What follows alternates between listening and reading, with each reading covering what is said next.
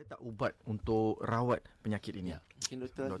Azina. Nak mula dulu? Boleh. Silakan. Alright. Bismillahirrahmanirrahim. Jadi HIV ni saya rasa saya perlu terangkan sikit. Okey. Boleh. Semua HIV ni bagi masyarakat ialah akronim HIV. Maksudnya Human Immunodeficiency Virus, di mana penyakit HIV ni ialah sejenis penyakit oleh virus HIV yang menyerang daya sistem pertahanan tubuh seseorang. Jadi penyakit HIV ni saya rasa tidak asing lagi kepada umum.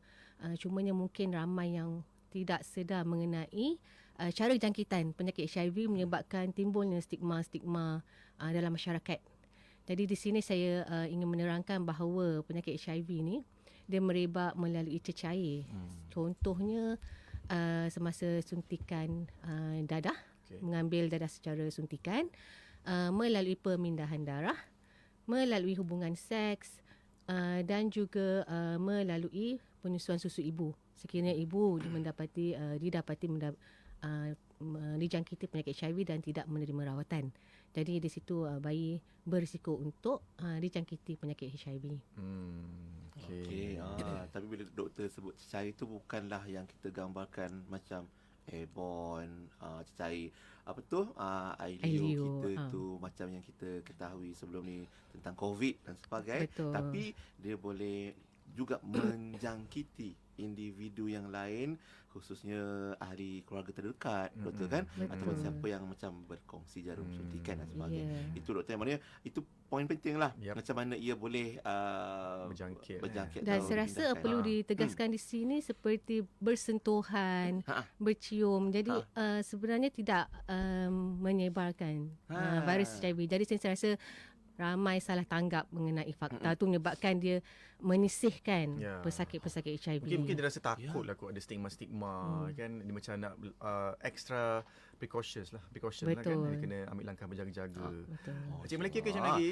Cik Melaki setuju dengan jawapan doktor? Setuju saja. Setuju saja. Setuju.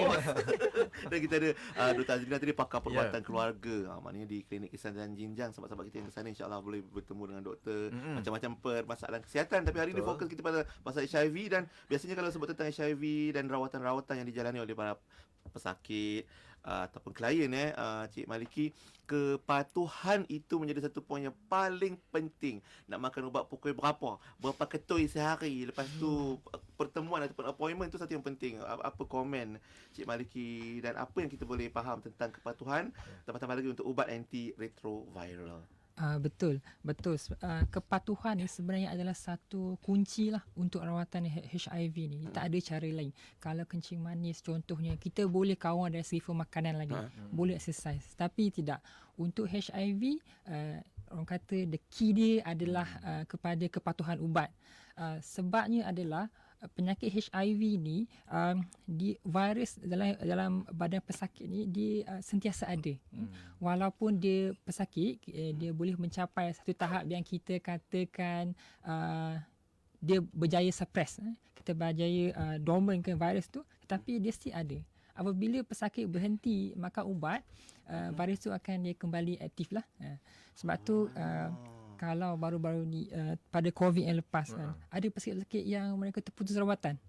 Jadi mereka ni virus HIV tu mula membiak dan keadaan mereka bertambah teruk. Itu yang kita bimbang lah.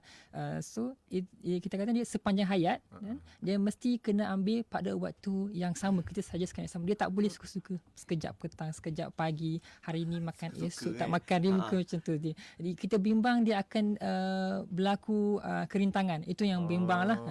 Terutamanya untuk pesakit HIV ni. Virus ni dia boleh berubah dari segi bahan genetik dia berubah dan ubat tu tak berkesan.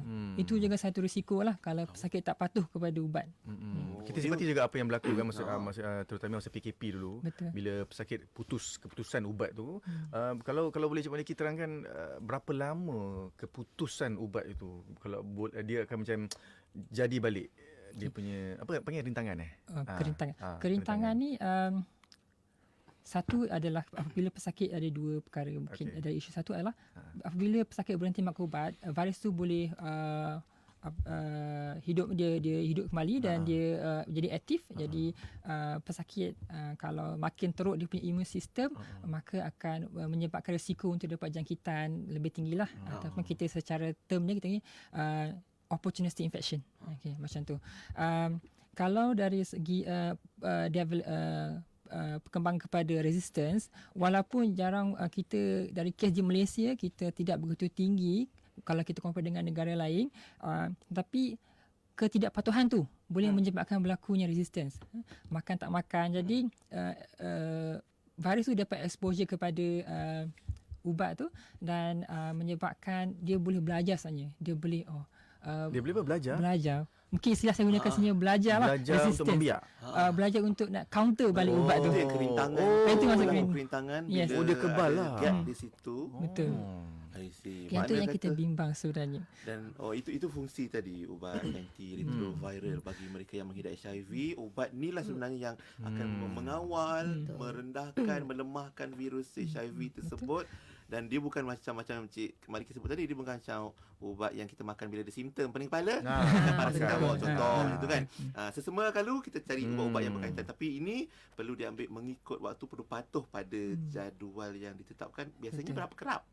Biasanya lah normally ataupun secara Kita ada biasa. ubat HAT ni, kita HIV ataupun kita panggil HAT, Highly Active Antiretroviral Therapy, dia ada banyak jenis. Tetapi yang kita biasa mulakan di klinik kesihatan, dia sebenarnya terdiri daripada 3 ubat tapi kita combinekan. Jadi satu jadi 2 ubat jadi 1 dan plus 1. Jadi kalau pesakit di klinik biasa dia makan 2 biji sahaja. Ada di pasaran juga yang combine 3 sekali. Itu bergantung kepada klinik ataupun tempat pasien Di dirawat. pasaran Lah. tu di luar ataupun di Di kawasan Malaysia- lain ke contoh?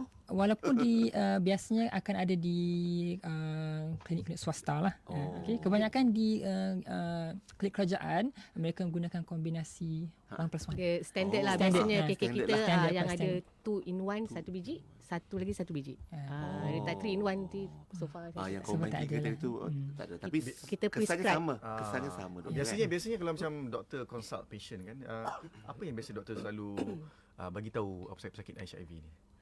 Tentang ubat ni lah. Sebabkan isu kerintangan tu kan. okey. Jadi memang kita betul-betul nak prepare patient bersedia untuk ambil. Yelah.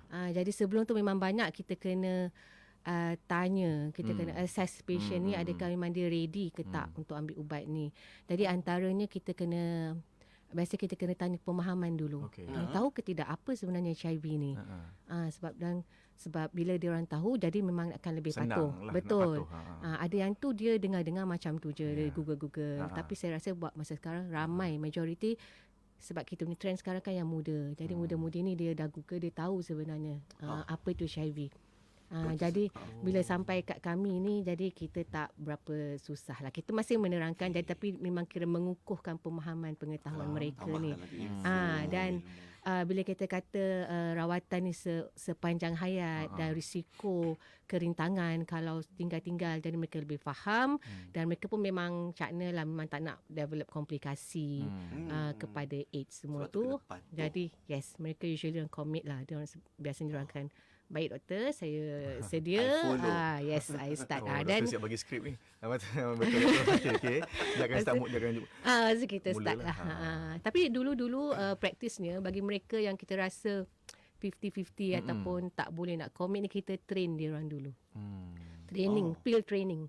Sekejap lagi kita cerita macam mana pill training boleh. tu supaya dapat dipatuhi oleh klien kita. Ya. Dan nak tanya juga dalam pengalaman mungkin lepas ni kita cerita pengalaman doktor bila macam nak bagi tahu Ya, klien macam mana. tu anda positif HIV. Ya.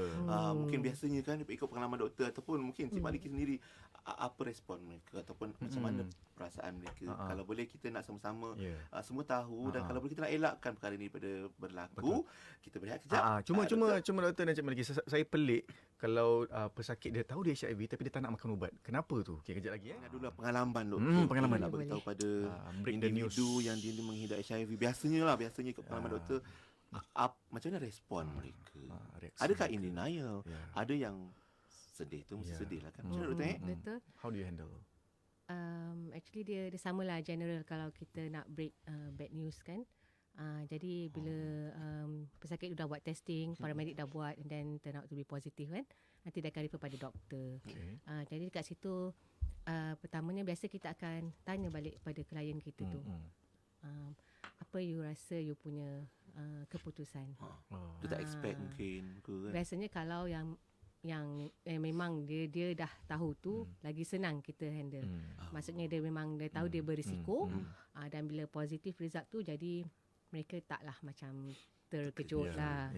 Jadi di situ kita just macam kita mereinforce je lah, kita mengatakan mengesahkan look your result awak positif.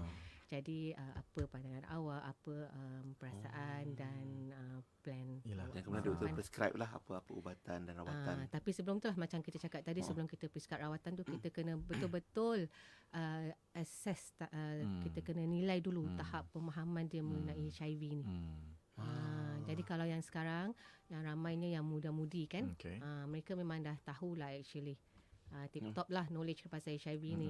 Jadi kita cuma tanya dan kita tengok balik, betul tak nilai balik dia punya pemahaman tu. Biasanya mereka datang tu, mereka dah tahu ke ataupun ada segelintir memang je. sebenarnya dah buat kat luar pun. Okey. Tapi mungkin dia rasa tidak dapat menerima. Second opinion. Second opinion lah. Second opinion datang kat KK ataupun dibawa oleh NGO ni. NGO ni dan buat balik rawatan ulang lah dekat KK. Dan untuk mendapatkan preskripsi Pengesahan, ubatan jugalah dalam masa yang sama di KK lah. Betul. Begitulah. Cuma ada juga sahabat kita yang bertanya, terima kasih dekat WhatsApp Farizwa, tanya, doktor adakah virus HIV ni juga boleh berpindah melalui derma darah? Menerima darah, menerima darah. Dan juga dalam hubungan seks. Ya. Betul. Ni adalah salah satu cara transmisi virus HIV melalui transfusi darah dan hubungan seks. Tapi saya perlu tekankanlah di sini, di mana actually bagi mereka yang menderma darah dan penerima darah ni, sebenarnya darah-darah tu akan disaring untuk beberapa jenis kuman. Jadi insyaAllah yang buat masa sekarang, darah kita memang selamat lah untuk diterima. Tapi hubungan seks memang tu salah satu mode yang penting lah untuk transmission. So, tahulah pasangan suami isteri. Betul.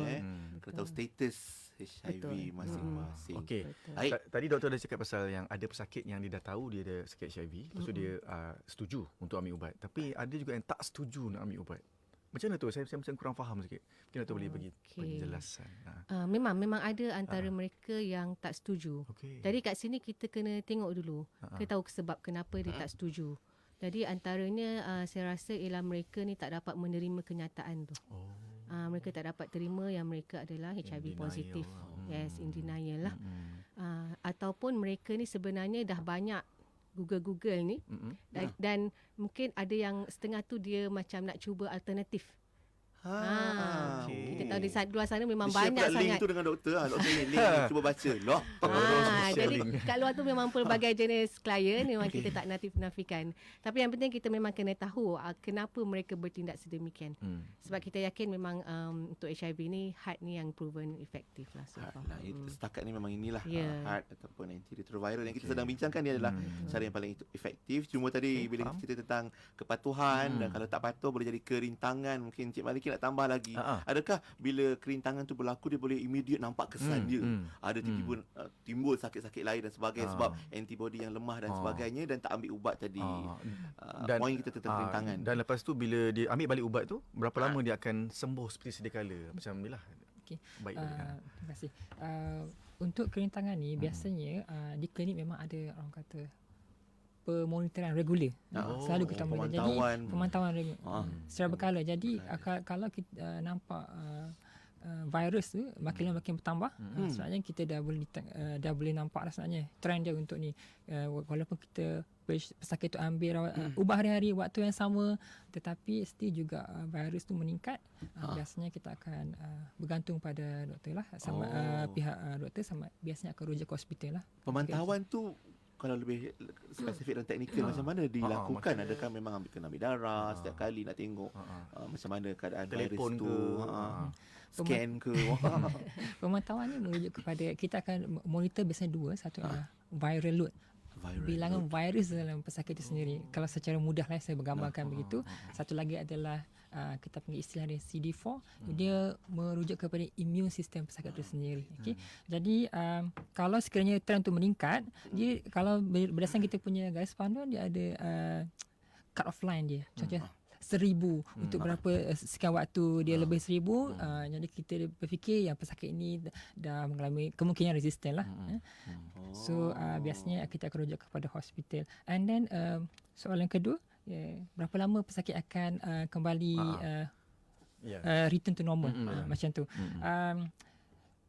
Sebabnya bergantung kepada baseline dia. Dia pada mulanya pesakit ni berapa level viral load dia, begitu. And then kalau dia rendah, lagi cepat. Kalau lagi banyak, mungkin agak lambat. Bergantung, very individual, very specific tu, sangat sikit kepada pesakit. And then secara umumnya kita katakan kalau tu 6 bulan lah, we take time to monitor balik. Macam tu. Saya rasa macam Dr. Azrina mungkin boleh explain dengan lebih detail dalam bab ni sebab beliau biasa merawat pesakit. Macam mana doktor kalau kita nak status kesihatan Dia macam seorang kerintangan ni berbeza? kita tak boleh nak tahu secara terus menerus. Dia akan ambil masa sebab macam tadilah memang kalau secara objektifnya kita akan ambil darah untuk viral load. Jadi bagi mereka yang klien yang memang sebelum ni patuh, viral load dia rendah, not detectable. Jadi kita faham dari segi situ kita tahu memang klien patuh dan makan ubat secara sepatutnya. Tetapi apabila walaupun tak ada simptom, tapi bila kita dah memang due kan masa untuk repeat darah dan kita tengok viral load tu tiba-tiba naik. Daripada undetectable naiklah katakan 500, lepas tu makan naik 1,000. WHO kita ambil bawah 1,000 sebagai okey, maksudnya suppress. Dan dia makin menaik trend dia, dari kita tahu kat situ ada isu barulah, iaitu kita rasa most probably dia dah ada kerintangan. Jadi bila kita dah tengok kat situ kan kita balik kepada klien kita. Kenapa jadi macam ni? Tapi biasanya faktor-faktor atau punca dia memang sebab memang patuh. tidak patuh, betul. Tidak patuh. Maknanya ada tak doktor macam patient ni dia macam doktor saya malas nak makan ubat lah. Macam dah penat lah, mungkin seolah-olah istilah dia penat lah. Macam mana, apa cara yang doktor gunakan, doktor dan tim gunakan lah untuk meningkatkan kepatuhan tu? Biasanya kalau kita macam sebab kita tahu memang ubat-ubatan ni akan jadi sepanjang hayat. Jadi bila kat situ dia macam dah kita macam boleh label macam pesakit kronik lah. Jadi kita kena kat situ kita kena assess dia punya mental status dia. Kesihatan mental. Kemungkinan disebabkan kaunselor masuk pula tu. Boleh. Disebabkan kena makan sepanjang hayat ataupun mungkin pada masa itu dia ada isu masalah kan. Jadi mungkin kat situ dia dah ada macam kemurungan atau stres masa tu, jadi dia berperasaan sedemikian. Sebab ada testimoni juga pesakit HIV dia boleh berkahwin dan dapat anak, dan anak tu normal macam seperti sedia kala. Kan doktor kan? Betul. Ada kes. Memang sekarang bukanlah bermaksud you ada HIV you tak boleh kahwin, you tak boleh ada anak. Sebenarnya benda tu semua boleh dilakukan, tetapi kita perlu ada preparation kita. Memang ada cara-cara dia dan memang kena dengan klinik, dengan doktor untuk kita plan waktu-waktu tu. Ada nasihat-nasihat ke patuh, bukan sekadar patuh makan ubat, tapi patuh nasihat doktor juga, dengan dengar betul-betul. Dan kejap lagi kita akan bicara tadi tentang apa tu, pil apa tadi doktor? Training. Itu pil latihan. Macam mana melatih kepatuhan mereka yang perlu mengambil antiretroviral untuk mengawal ataupun, dan macam mana kita nak tahu yang virus tu dormant.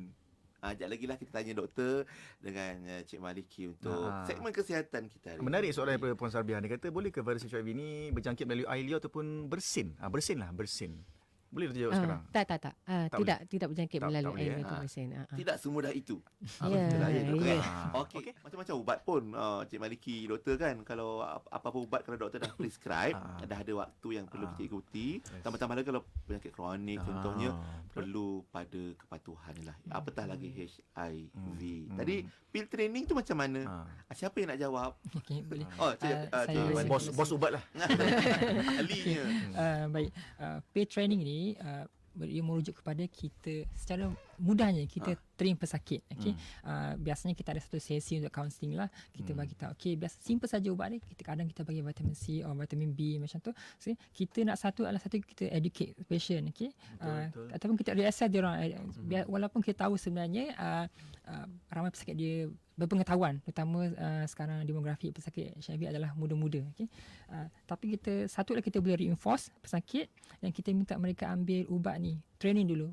Orang muda biasanya tak ada penyakit. Jadi kita nak train dia makan ubat dulu. Nak tengok dia punya dia keberkesanan macam tu.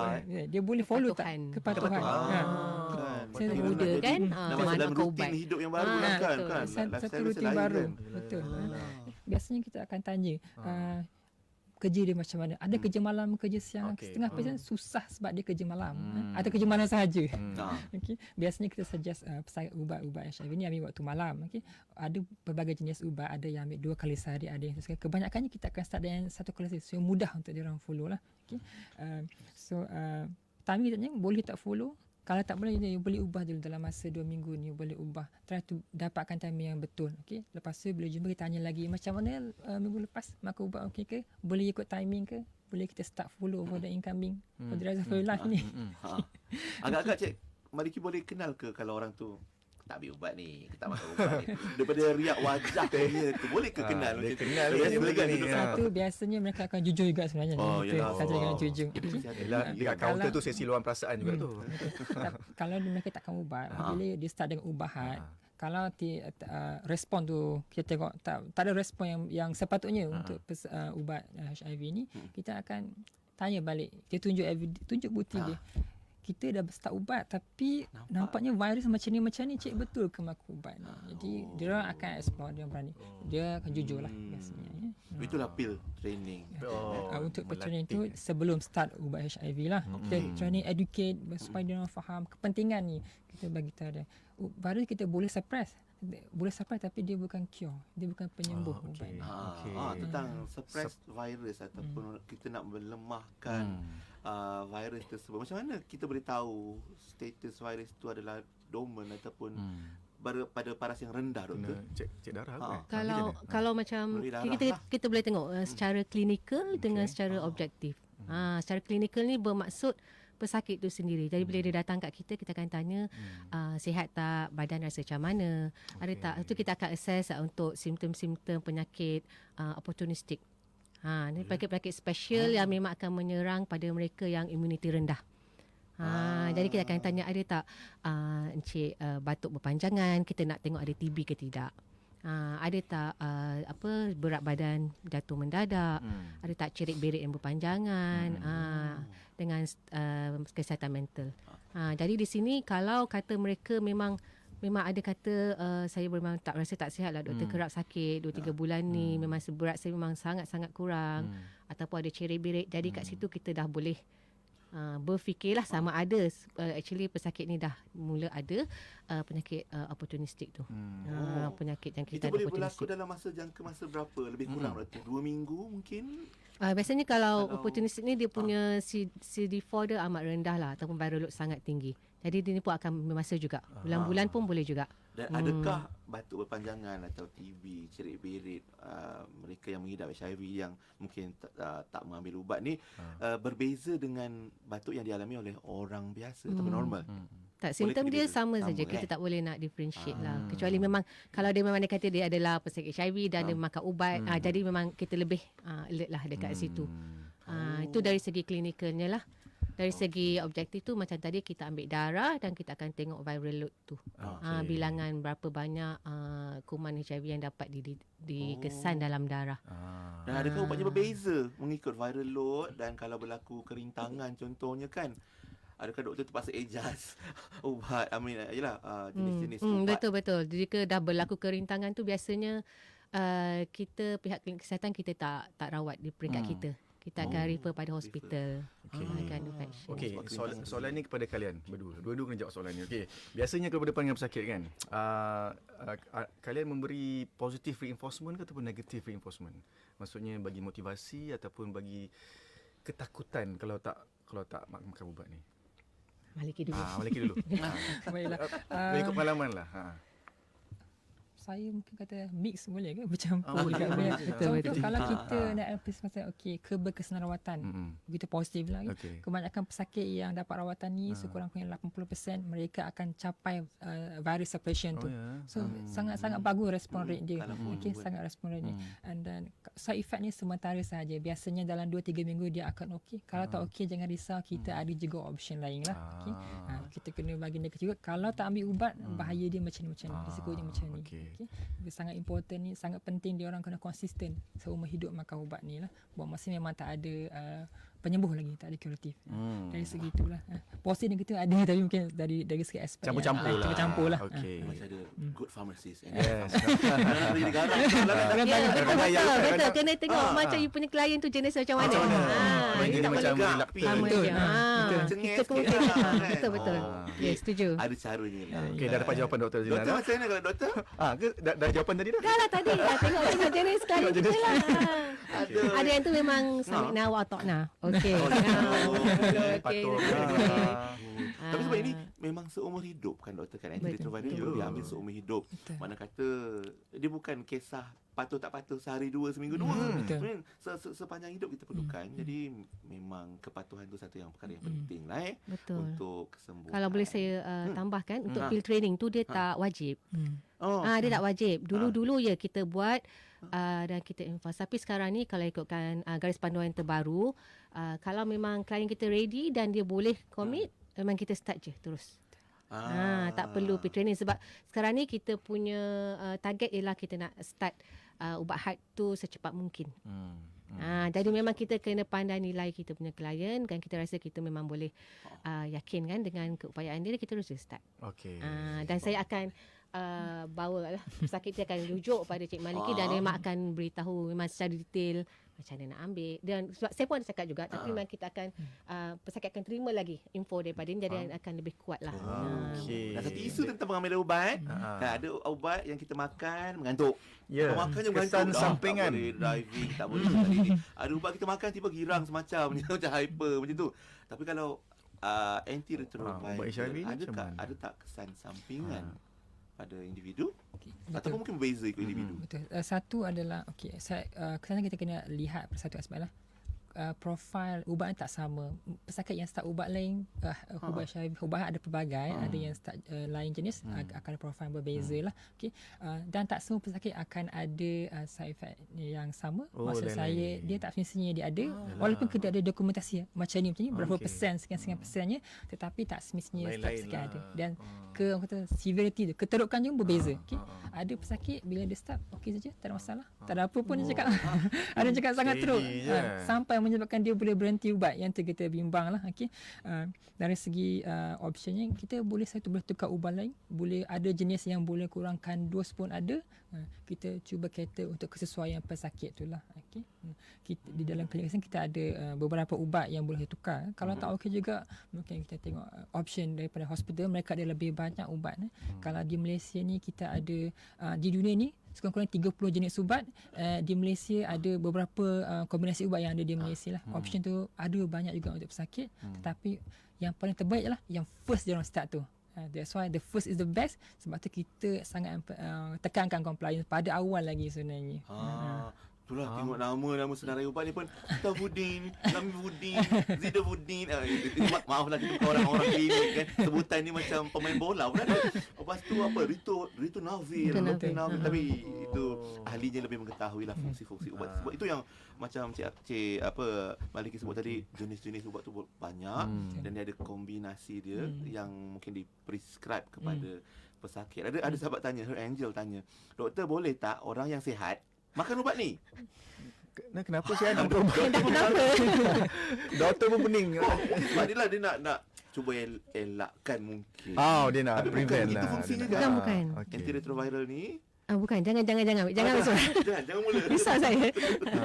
Masya Allah. Okay, jadi bukan Ada kesan untuk sampingan orang yang sihat. lebih teruk lah Bukan. kalau makan tak ada apa-apa. Tak, biasanya kalau memang kita tak nafikan semua ubat-ubatan lah. Kita akan memang counsel pesakit, kita akan ada beberapa kesan sampingan. Tapi memang kita taklah nak untuk menakutkan. Jadi bila kita beri penerangan tu supaya dia akan bersedia sekiranya dia mengalami simptom-simptom. Jadi dia akan lebih tahu. Dan kebiasaannya kita akan beri macam reassurance lah. Benda ni mungkin ambil masa 2 ke 4 minggu. Okey. Jadi di situ memang pesakit akan tengok, akan monitor simptom dia hari by hari. Tapi kita biasanya bila kita start ubat, kita akan jumpa balik dalam masa 2 minggu macam tu. Ataupun kita akan nasihatkan sekiranya sebelum tempoh 2 minggu memang teruk sangat kesan sampingan, sila terus datang ke klinik. Faham. Tanpa menunggu tarikh appointment seterusnya. Baik. Menarik. Okey, maknanya ialah kena dapat pengesahan dari doktor dulu lah. Barulah kita menjalani rawatan tersebut. Baik, kita berehat sekejap. Kejap lagi ada cerita tentang stigma masyarakat pula lah. Ya. Ada sahabat kita yang bertanya ni doktor dengan Cik Maliki. Bekam macam mana? Dia sama ada ialah penghidap dia datang buat rawatan dan kemudian pengendali Ya, tu pengendali. adalah prosedur-prosedur yang kita lepas pandang. Mungkin sedikit nasihat jugalah. Macam mana doktor? Cik Maliki. Cik Maliki silakan. Mungkin berkenaan bekam ni sebenarnya Kementerian KKM ni di bawah bahagian perubatan tradisional dan Kementerian mereka ada keluarkan satu guideline sebenarnya untuk bekam ni.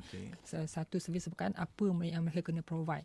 Sebab dibimbangi mereka tak ikut prosedur sepatutnya untuk handle jarum ni yang boleh menjangkiti blood melalui transfusi melalui darah lah. Itu yang kita bimbang. So bahagian perubatan tradisional kami ada sediakan satu guideline lah untuk mereka ikut sebenarnya.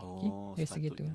Dan dari sudut tanggungjawab ni, kalau penghidap tu dia tahu dia mengidap HIV, sepatutnya dia tak meneruskan rawatan tersebut lah. Okey. Dari segi melibatkan darah juga. dari segi tanggapan negatif ataupun stigma pula. Bagaimana? Ni Nizam Berazam pun ada cakap, katanya memang ada pasien yang ada HIV atau pengidap HIV ni marah kenapa kita diasingkan dengan pesakit lain. Dia memang agak sukar bagi pesakit HIV dari pelbagai sudut. Ni pun sebagai stigma lah. Sama ada yang menghidapinya atau masyarakat berhadapan dengan isu ni. Isu stigma, doktor. Betul. So stigma ni dia isu lama. Dan masih berterusan. Sebab tu kalau kita tengok KKM ni, dia ada pelbagai inisiatif sebenarnya untuk kita mengurangkan diskriminasi dan stigma. Dan I think ada beberapa klinik kesihatan pun telah menjalankan lah inisiatif ni. Jadi stigma ni memang macam tadilah kita sebab dia akan stigma tu daripada umum masyarakat dan juga daripada klien tu sendiri. Jadi di sini sebenarnya kita untuk yang masyarakat lah, saya rasa kita tidak perlulah memandang serong bagaimana klien dapat HIV, mendapat jangkitan. Kita tak sepatutnya berfikiran negatif lah. Dan kita sekarang ni kalau untuk KKM kita sekarang ni memperbanyakkan program-program pendidikan dan actually pendedahan kepada masyarakat mengenai isu HIV ni, bagaimana cara jangkitan, mencegah dan merawat. Jadi sekurang-kurangnya dengan ada pengetahuan ni, maka kita dapat mengurangkan stigma di kalangan masyarakat kita. Masya-Allah. Dan sama-sama kita jadi support system jugalah doktor. Dan kita bagi sokongan supaya makanlah ubat, ikutlah patuhlah pada jadi untuk kalau saya tambah untuk klien ni sebenarnya kita pun cuba juga, sebab kadang-kadang mereka pun merasa mereka disisihkan. Jadi kat sini sebenarnya kita juga saya ambil kesempatan lah kat ruang kat sini untuk mereka yang berisiko yang ada behavior ni berisiko tinggi untuk tampil membuat saringan. Sebab di klinik kesihatan sekarang dah banyak cara. Kalau tak nak bagi tahu nama pun tak apa. Kita buat je testing tu. Tak nak bagi tahu nama tapi tak nak daftar. Tak nak daftar. Dia tak nak daftar nama dia, dia nak keep it secret kan. Anonymous betul. Just bagi tahu staff dan kita akan buat saringan. Dan berdasarkan keputusan tu, jadi itulah selanjutnya tu nanti akan ditengoklah oleh pihak klinik. Maksudnya saringan ni kita nak buat dia senang diakses oleh semua. Jadi mereka tak ada ni. Dan bila dah dirawat dan dia dikenal pasti, didiagnose, rawatan kita terus start. Jadi kat situ tak ada delay, tak ada lambat lah. Okey, jom kita cerita pasal kalau ambil ubat mestilah nak beli ubat. Maknanya ada melibatkan harga ubat. Kalau pergi KK rasanya percuma kot doktor ke macam mana tu? Betul. Kita KK terpulang lah. Mungkin bayar RM1 kalau biasa pendaftaran lah. Tapi kalau untuk HIV ni memang kita punya rawatan percuma. Tapi itulah macam kita cakap tadi, untuk di klinik kesihatan kita merawat pesakit yang on first line treatment. Maksudnya yang memang respon dengan ubat-ubatan yang kita beri. Sekiranya viral load tadi meningkat, terdapat rintangan, maka di situ kita akan merujuk pesakit kepada hospital. Dan bila pesakit telah ditukarkan kepada second line, kalau ni saya rasa mereka tu maknanya ada set ubat yang lain. set ubat yang lain mereka akan ditukarlah kepada set ubat yang lain. Maka di situ saya rasa ada charge atau fee yang diperlukan lah, akan diberi kepada pesakit. Dia berbeza lah ya. Dan Kena mungkin patuh lah soalan pakai ubat. Betul. kan. Dan soalan yang ditulis tanya dari sebab kita dari awal tadi juga sebenarnya Cik Khair pun bertanya macam setakat ni memang tak ada ubat kan untuk HIV ni, betul ke? Dan cuma kalau ada pun macam yang kita bincangkan lah, antiretroviral ni sekadar mengawal virus tersebut suppress tadi kan. suppress atau menekan ataupun mengawal Jadi macam mana situasi yang terkini? Betul, pada masa sekarang ni hanya kita panggil suppressive sajalah. Dan kalau dari segi kuratif ni masih lagi tak ada banyak kajian yang telah dibuat kan di luar negara. Masih lagi tak ada satu yang dia boleh commercialkan dan boleh digunakan untuk pesakit lah. Banyak kajian yang ada, dia cuba nak attack yang dormant virus tu. Ada kajian sampai tahap tu, tetapi dari segi availability dia tak ada sampai belum lagi lah. Inilah yang kita akan advise lah pada pengidap HIV, rawatan heart ataupun antiretroviral. Okey. Baik. Kita sampai penghujung dah ni. Okey. Alhamdulillah. Mungkin doktor ke Cik Maliki ke nak sentuh tentang langkah pencegahan. Sebelum nasihat-nasihat yang penting yang perlu didengar oleh sahabat-sahabat kita. Dia pun kena patuh juga ni. Patuh dengan nasihat doktor dan Cik Maliki, sila. Betul. Okay, satu sekiranya dapatkan testing lah, screening, sebab kita tak nak pesakit datang terlalu lewat, satu, dan elakkan budaya berisiko mendapat jangkitan lah. Terutama zaman sekarang ni teknologi sangat mudah orang accessible kepada orang kata behavior yang berisiko lah. Itu satu. Dan sekiranya dapat HIV, dapatkan rawatan dan sentiasa committed dan committed kepada treatment. Jangan mudah rasa bosan. Kita cuba bantu pesakit kalau ada tak dapat ikut lah. Cuba bantu pesakit. Nampak muka Cik Maliki tu bersemangat nak bantu pesakit ni. Ikhlas tu Ya, membantu, keikhlasan kan? nampak tu. Apa jenis penyakit, siapa saja pesakit tu akan dibantu insya-Allah. Doktor Azlina, silakan. Pencegahan.